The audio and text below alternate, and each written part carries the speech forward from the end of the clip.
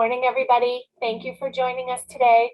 We're talking about providing financially for your grandkids, whether it be a legacy you leave for them or helping out with college or even just helping out day to day.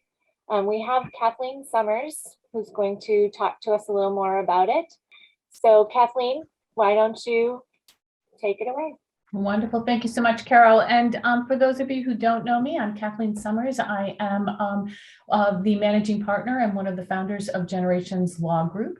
And today we're really going to talk, as Carol said, about planning for grandchildren or for other beneficiaries. But we're really going to focus on grandchildren in particular, who you might want to provide for, whether it be, as Carol said, to provide for things like college, to help them afford a home, or to help them just afford expenses related to their everyday life.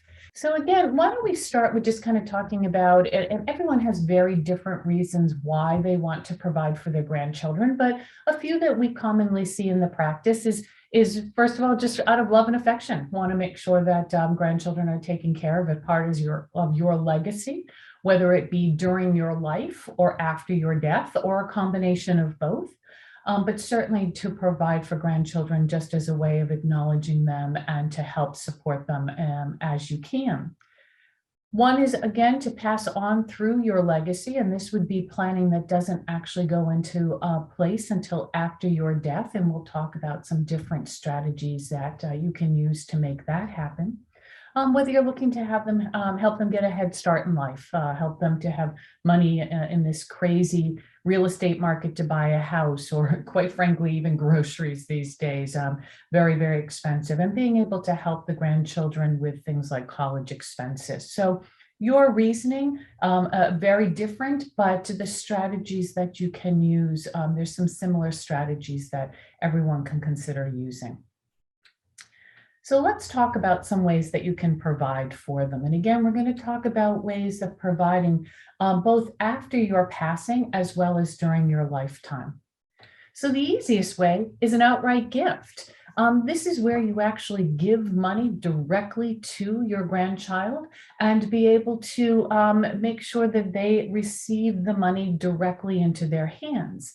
Now, part of this strategy is really looking at first about how old is your grandchild. Certainly we don't want to, or we don't encourage giving large amount of monies to children who are young. Part of it is because they don't have the maturity to be able to really understand how to utilize that money and how to make sure that that money is things like properly invested, etc. for them. So like smaller gifts, of course, are ways of being able to help a younger child. We'll talk about ways to help an older child, but giving them money directly is certainly a way to do it. One of the things to remember, though, when you give money directly to anyone, but particularly one of your grandchildren, you don't have any control on how that money is going to get used. So the child could take the money, go out and buy themselves an expensive car or motorcycle, go on vacation. They may do things with that money that might not align with your with what your value system is. So directly giving money can be very beneficial. You can see the benefit of actually having them enjoy the money, spend the money, but you then don't have control over the money as well. And so you need to be prepared that they may be utilizing that money in ways that don't align with your value system and that doesn't make you happy. So other ways that you can look to make a gift to your grandchild. Sorry, my system is not progressing for me here. Let me see if I can try something else. There we go. So another possibility is not to give the money directly to the grandchild, but to give it to their parent, who is often your child. And so to give money to your child with the expectation that they then will provide for their own children. Certainly, this is one way of being able to give money when the grandchild is younger. Then you have somebody who's acting as a gatekeeper, the parent, who will be making decisions about how to manage that money, when to use that money. And hopefully your child has more experience and is more reliable, more maturity in terms of the handling of money. So giving it to your grandchild's parent and allowing them to manage it takes away that concern that the grandchild doesn't have the maturity to be able to make good decisions with how the money gets used. But again, once you've given that money away, you have no guarantees that your child or the grandchild's parent is going to use the money in ways that you would have intended. They may use it in many different ways, and again, not lining up with what your value system is. And you don't have control at all over how that money gets utilized. But it is actually a way, again, of being able to funnel money through to your grandchild via their parent. Leaving money in your will, certainly this is a way that you can go with how you leave a specific gift, just as it is with how you would provide for anyone under your last will and testament. A couple things to remember: the last will and testament, of course, doesn't come into play until after your death. So this gift that you might be leaving the grandchild isn't going to end up being realized until after you have passed, but that may be your wishes. A couple of other things to remember, however, when we leave gifts to anyone via our wills, is that wills require probate. Probate is the proceeding that is done after someone dies when they own assets in their own name, in order to make sure that their wishes that have been clarified in their will are actually followed. And so the will gets probated with the probate court. The court then gives permission to the personal representative, we used to call it an executor, to manage the estate and then to make the gifts, make the distributions based on the instructions in the will. Wills are public information, meaning that anybody can go down to a probate court. They can actually look up someone's will and be able to see how assets flowed after they died.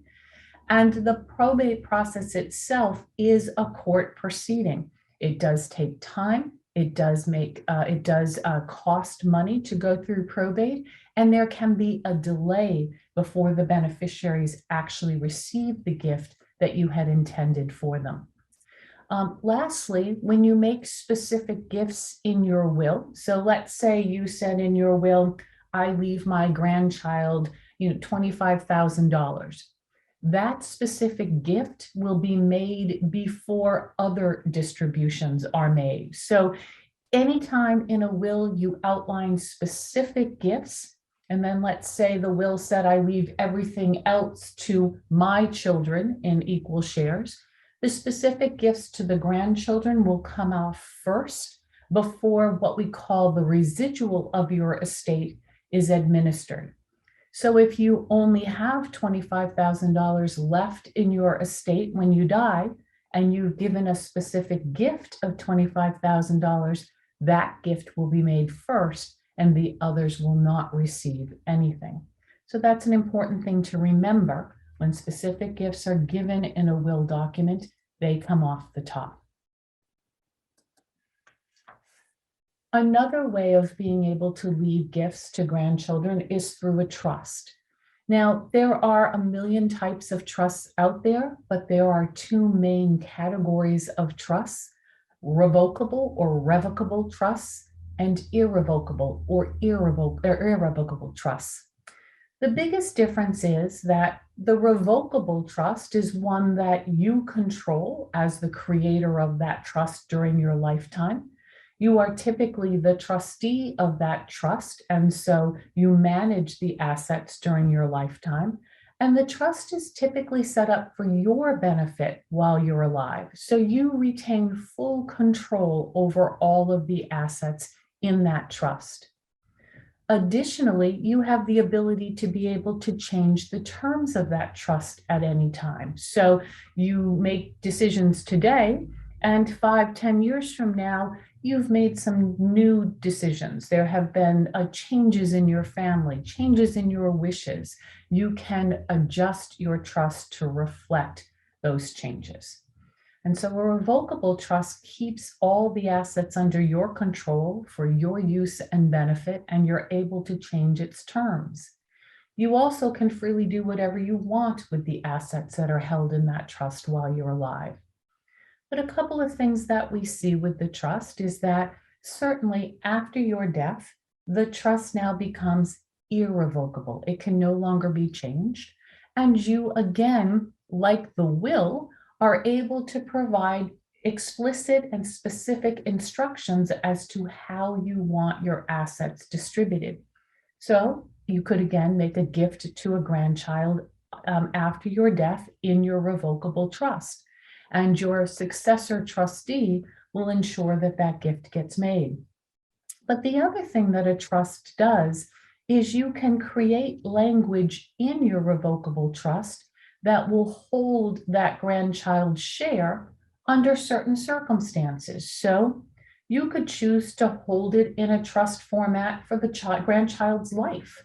Have a trustee who will manage that money on behalf of the grandchild, but who will have discretionary ability to make distributions from the trust as they believe it is appropriate for the grandchild's benefit. You could also create an ongoing trust that would distribute the money over a period of time or under certain circumstances. So to be able to support education, to support the purchase of a home, purchase of a business, something to that effect. You can also give your successor trustee guidelines about what you would like the money to be used for and when. So lots of flexibility. Either the money can go directly out to the grandchild after your death, or can be held in ongoing trust for the remainder of that grandchild's life, or just for a period of time. Oftentimes we see, possibly we don't want the grandchild to get the money until, let's say, the age of 30, that they would be controlling it themselves. But during the time before they hit the age of 30, we want the trustee to have the discretion to use that money as they believe appropriate for the grandchild's benefit. So lots of flexibility can happen in a revocable trust to make it so that you can tailor the distribution of the money to your grandchild as you believe it should be done. And you get to control who would be managing that money, the successor trustee, after you're gone. Because remember, while you're alive, you have full control and can do what you want with it. One of the real nice things about trusts is that they avoid that whole probate proceeding that I had talked about, that the last will and testament needs to go through after an individual dies. A trust is a private document between the creator of the trust, the trustees, and the beneficiaries. And so there is no need to involve a court.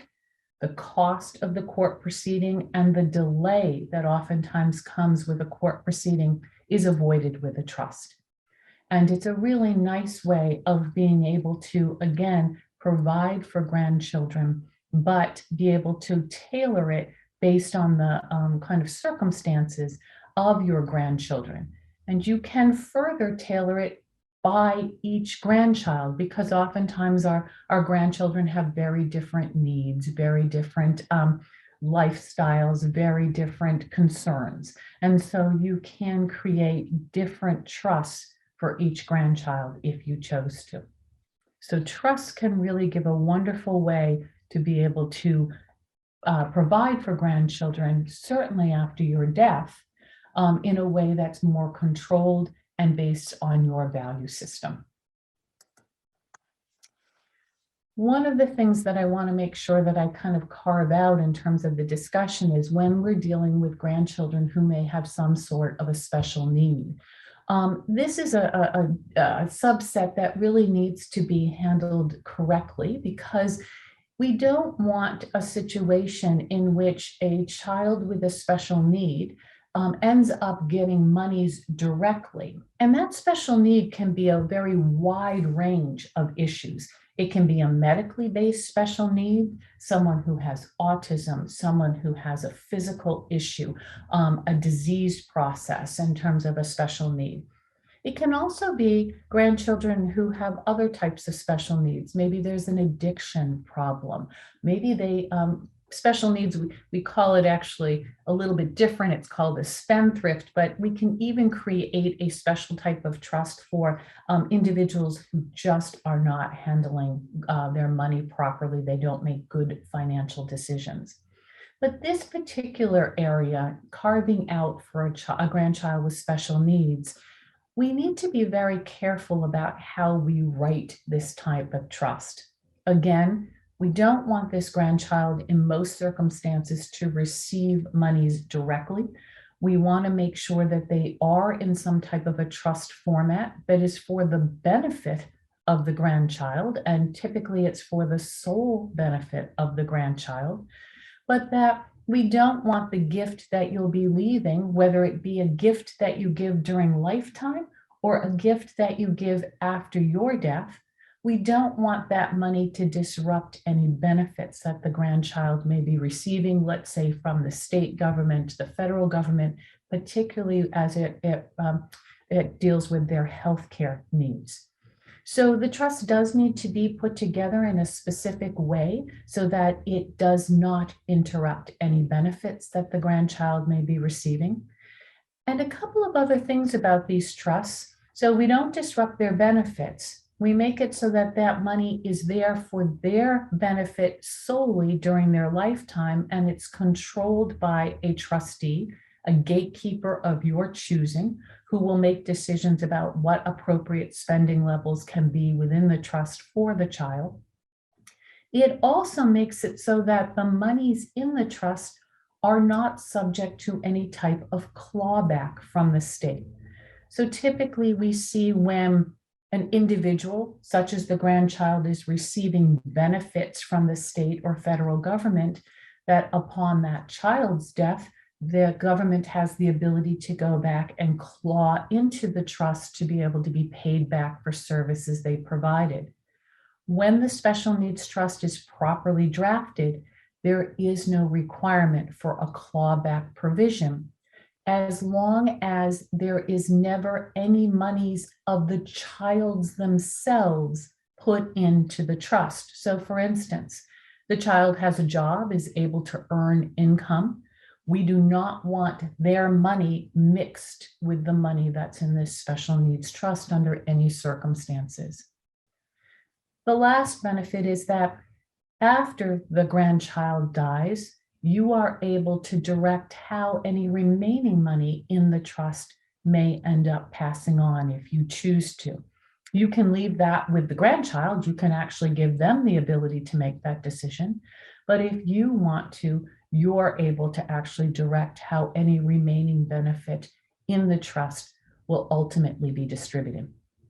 So if you have a grandchild with special needs, you really do want to pay attention and speak with a professional about how to properly craft that trust to ensure it's meeting your goals, meets the needs of your grandchild, and gives the benefits that I've talked about here in terms of not disrupting benefit for the child and not having a requirement for clawback to the state.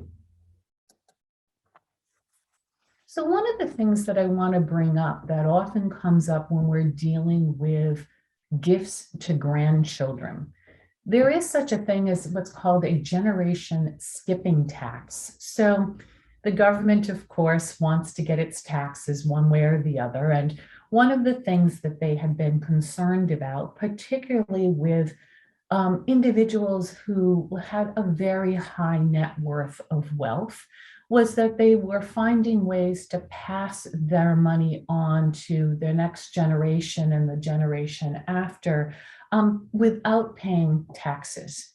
And so the generation skipping tax was introduced. And there's a couple of things just to know. Who's considered a skipped generation? Well, certainly if a gift is made directly to grandchildren or great-grandchildren, these are usually the most common group of skips that we see. So again, in your planning, you skip your child and leave a gift directly to a grandchild or great-grandchild.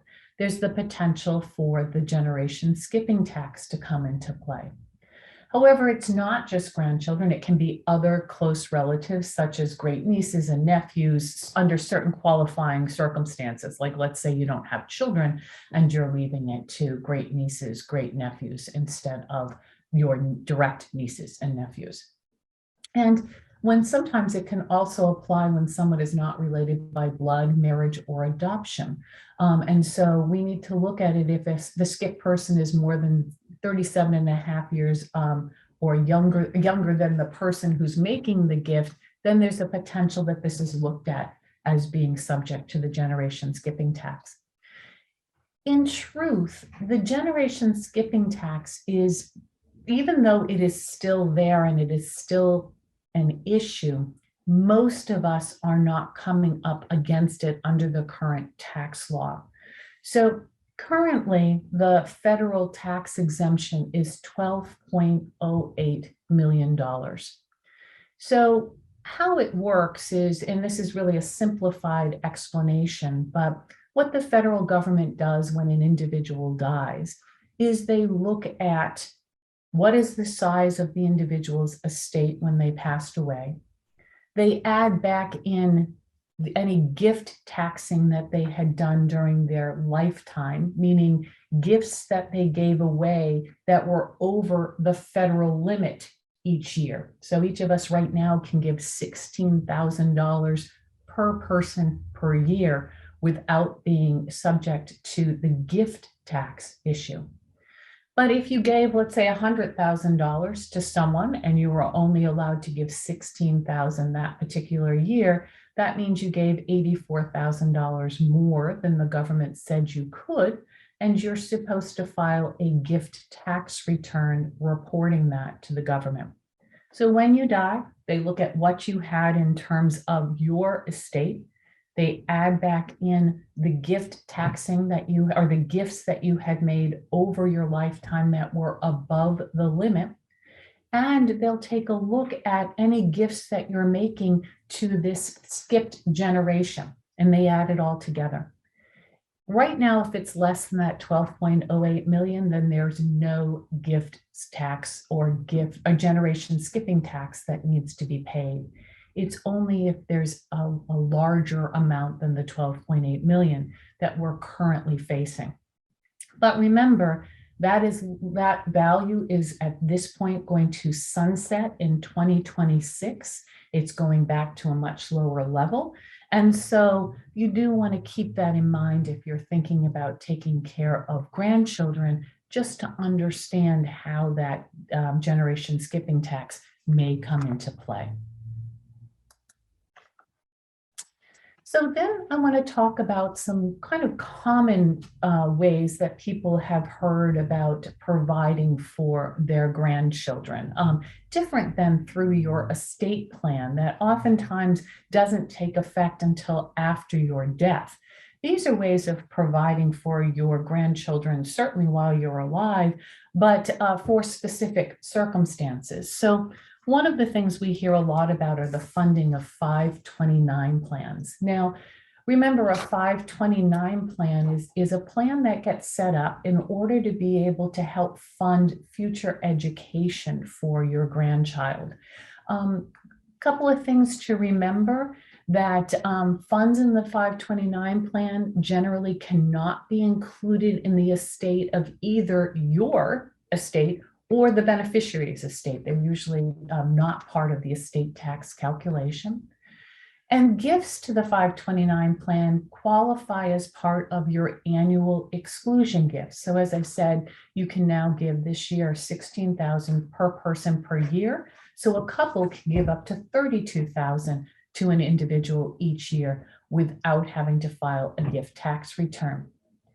There's the ability under the 529 plan as well to bunch up to 5 years of gifting in 1 year, as long as you haven't made any other contributions during the 4 previous years. So you're able to kind of do a catch up if you choose to in a 529 plan, which is a nice way of really helping to be able to kind of front load that plan. So additionally, with respect to 529 plans, remember a couple of other things. Contributions are actually limited, and the limitations on the contributions do vary from state to state. And remember that investments always have to be made in cash. So you can't take current stock holdings, bonds that you may have, and contribute them to the 529 plan. It has to be a cash contribution. The qualified expenses with respect to the 529 plan usage are limited to higher education expenses, but it can cover things like tuition, fees, books, supplies, but it really is for higher education and for a student who is participating at least at a half-time level. So it can't have part-time students and be able to use the 529 plan. And there is an exception, though, for the 529 usage, and that is that you can use up to $10,000 for tuition and expenses per beneficiary at an elementary, middle, or secondary public, private, or parochial school. So that does differ from state to state, but some of the funds can be used up to the $10,000 limit for tuition expenses to that elementary, middle, or secondary level of education.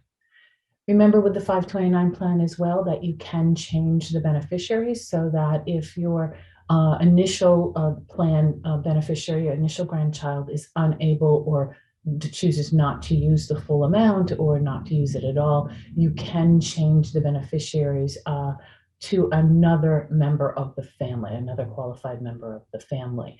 And that's a nice flexibility that's there. And lastly, for financial aid purposes, funds from a 529 plan are not counted for the purposes of calculating the financial aid eligibility. I have a little chart just to show you just a quick overview of just a brief of the advantages and disadvantages. The advantage is that you as the donor get to control the account. So you can make changes to the beneficiaries if you choose. You can make withdrawals of contributions, but remember they are potentially subject to the fine, the 10% fine, as well as a tax issue for you. But you do still have control over it as the creator of that 529 plan. One of the disadvantages is that funds that are not used for qualified educational expenses are subject to that tax and penalty on the earnings portion. So just be aware of that. You are able to make your own investment decisions about the 529. So there are options about how to invest it that you get to control. But, you know, stock investments are very volatile, as we have definitely seen over the past couple of months. And so you do want to be careful about how that money is being invested. And a grandparent is able to establish a 529 plan. So if you choose to do it, you are able to utilize this as a way. It's not just a parent who can establish the 529 plan. There's another type of plan for educational expenses that's a little bit more expansive in terms of the type of education that it's covering. 529 seemed to be the really well-known one, but there's also the Coverdell Educational Savings Accounts that can be created. And a Coverdell educational account, very much like the 529, gives you an opportunity to create an account that you can contribute monies. The contributions are made with after-tax dollars to it. So there's no income tax deduction to the contributor for making this kind of, or setting up this kind of account. And the grandchild can withdraw funds tax-free from this qualified higher education account for higher education expenses. Again, when it's not used for what it's intended for, there is a 10% penalty on the withdrawals for anything that's not used for educational purposes. But the educational purposes are a little bit broader. It actually covers grades K through 12 as well. And so it is really for elementary and secondary school. So if you've got a grandchild who's attending a private, let's say, school for their earlier education, you can help to pay for that through the establishment of this type of account. So a little bit more of a broader ability to use this for other types of education other than just higher education.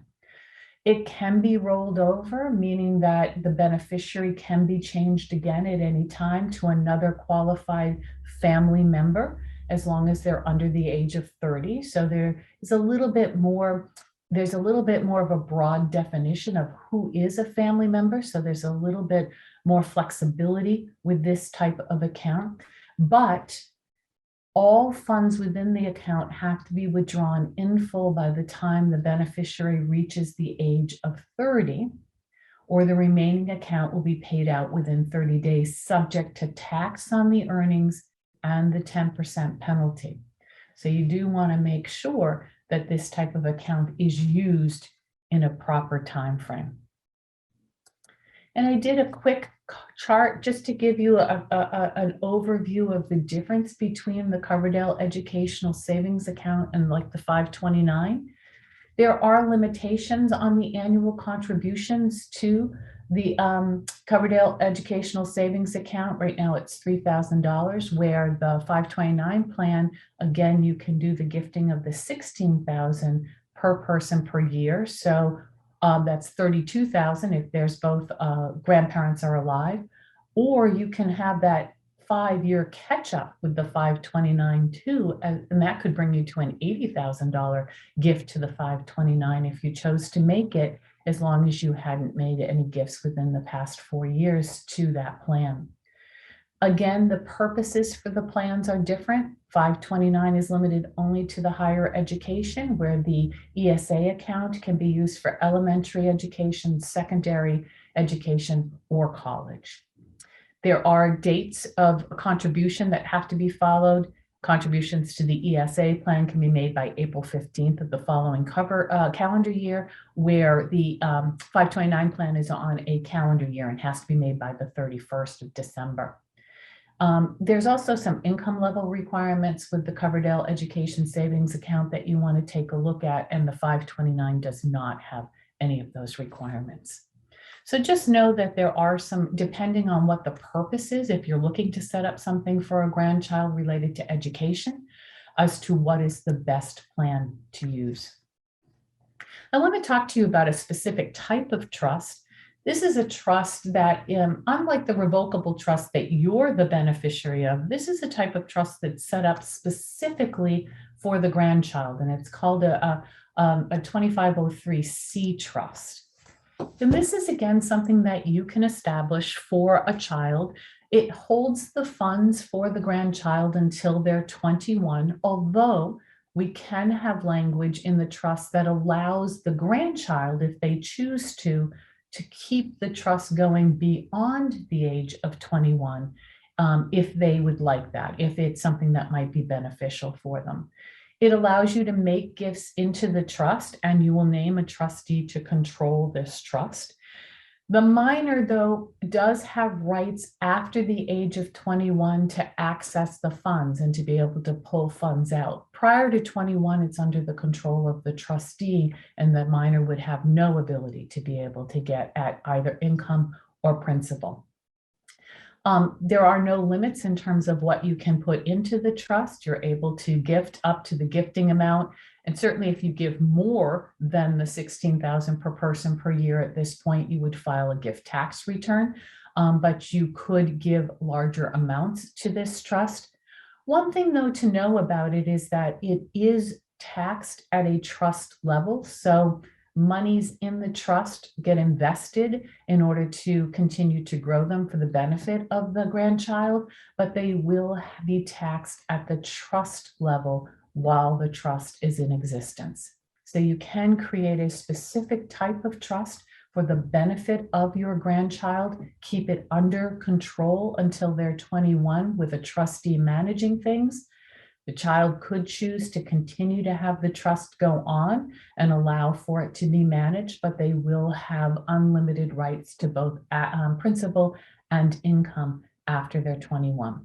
And the trust is taxed at the trust level, which is, by the way, usually much higher than individual income tax levels. Another thing that we hear people talk a lot about is what's called the Uniform Gifts to Minors Act, UTMA account. This is something that you can set up with your bank. You go down, set up an actual account with the bank for the benefit of the minor. Once the account is set up, a couple of things to know about it. It does qualify for the gift tax annual exclusion. So again, you can put up to the $16,000 per person per year into this account. Once you put monies into the UTMA account, it is irrevocable, meaning that you can't just pull it back out again. This is for the benefit of the minor, and it is their monies, but they can't access it until they're 21. But at the age of 21, the account becomes theirs. So it's kind of an easy format of being able to set up money for a grandchild, for a loved one. But it does have the kind of drawback in some circumstances in which the entire value of that UTMA account is going to be the grandchild's, once they hit the age of 21. And so critical to just be, anyone who has a 21-year-old loved one or grandchild in their life knows that they may not have kind of the capacity, the ability to really understand how to handle funds at that point. And so that can be a huge concern, them coming into a certain level of value when they're 21 years old and able to use it to go off and buy that fancy car, as opposed to what you might want them to use it for. One of the last things that people oftentimes forget about is the beneficial designations on your accounts. And so this is where we're looking at your retirement accounts, life insurance values, anything, annuities that may have beneficiaries named. Oftentimes we will leave these accounts to our spouse and then maybe our children, but we want to think about, if we're going to leave them to a grandchild, what does that actually look like? If you were to pass away and the grandchild were to inherit that account, they could be coming into a fairly large amount of money, particularly with retirement accounts these days, even life insurance policies. And so combining and making sure that when you have accounts that have named beneficiaries, that you've thought through, how could this ultimately be distributed? And am I comfortable with a grandchild possibly coming into the value in like a retirement plan at a young age? Instead, you want to consider creating some kind of a trust format that would hold the benefit for the grandchild for a certain period of time and under certain circumstances, and then ensuring that your beneficial designations follow your plan. So instead of necessarily leaving it to an individual grandchild, possibly leaving it to a trust for that grandchild's benefit. And that way there's a little bit more control over how the money gets managed, how it gets used, and it ensures that the purpose that you had for leaving this money to the grandchild ends up being seeing fruition and being there for the grandchild, as opposed to being a windfall for them at a very young age. So looking at your beneficial designations as part of your overall plan is absolutely critical. So a lot of information I've just dumped at everybody. Don't know if there's any questions or concerns that people may have. We had a couple of questions. Sure. Great. We need to remember what they were. The first question was with this generation skipping tax, and we were talking about the federal exclusion of 12.08 million, Mm-hmm.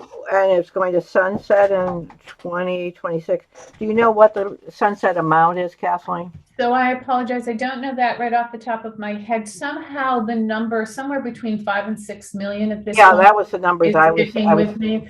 Yeah, right. Which, you know, still is a fairly substantial amount, but it becomes much more of an issue as we start getting down to that level for people, where the 12.08 is not, for most people, a Right, big concern. right. So that's 5.6 million per person, though? Yes. And Right now, it's 12.08. It's per person. 12.08 per person. Wow, okay. Right. Oh, I know. I have a question in terms of grandparents. I know that there are issues. Say we live in Massachusetts. Our grandchildren live in Pennsylvania and California. How does that work in terms of a 529 or any of these? If say you had a grandparent, because you can have a grandparent one if you want. How does that work? I guess federally there's no problem. State-wise there might be an issue. They're state-wise, you're right. And each state, because the states do define them a little bit differently. So that is an issue for the 529. I'm sorry, as we're talking, I just want to pull up the my little chart because I thought I had something. So yes, so I believe with the states, as I take a quick look, my apologies. So I think a part of it is, and I apologize, but I think part of it is around the taxation issue of it. And in terms of certainly tax level, that's going to be, there's going to be a state component to that as well. And there actually is some differences in terms of, particularly for the Coverdale as opposed to the 529 in terms of the definitions of family members. And I believe that that changes state by state too, as to who can actually utilize. That could be because plan. I know some of the states, or at least the ones we were looking at, you could transfer to a cousin, first cousin. Right. So, or even for the 529, even to your parents or whatever. There's no age limit. Right. So there's definitely a difference in states to, you know, in terms of how they're going to define who can utilize the plan. Right. So, and I know like in California, if you use a Coverdale, they don't, for K through 12, they don't tax you on it. If you use a 529, they do. Right. Earnings. Right. So, and not in Pennsylvania though. Pennsylvania you can do the other way. So it's very confusing. It's very. It is, and this is where, you know, this is where we don't do financial planning itself. This is where having a knowledgeable financial planner can be extremely helpful because they can help you not only identify the right plan to put in place, but, you know, of course, help with how to invest that plan in the most, you know, whether you're looking for growth in that plan, whether you're looking for a conservative investment style, that's where a financial planner can be absolutely critical and helping you determine what state is best to use. So if you have options like that, yeah, both the joy and the downside of having grandchildren live in someplace like California while you're here, is you get to maybe do a little bit of state shopping as to which state you want to create that plan in, depending on, is it the beneficiary who can be the determinant as to the rules around the plan or the creator of the plan. Mm-hmm. I know it does make a difference if you think your grandkids might be able to get any kind of financial aid. It makes a difference in like a uniform gift to minors goes with the parents' assets. Right, exactly. And so those are some of the things, and the 529 should not count against them in terms of financial aid. Some of them, I can't remember if it's Pennsylvania or California, said something about there that it counted in the parent, whatever the 6% or whatever of assets versus the 40% or whatever the child's assets would be, which is a significant difference. Right. Yeah. Right. Exactly. Thank you. Those were incredibly helpful comments and questions. Thank you very much. Cool. Terrific. All right. Thank you, everybody. Thank you, everybody.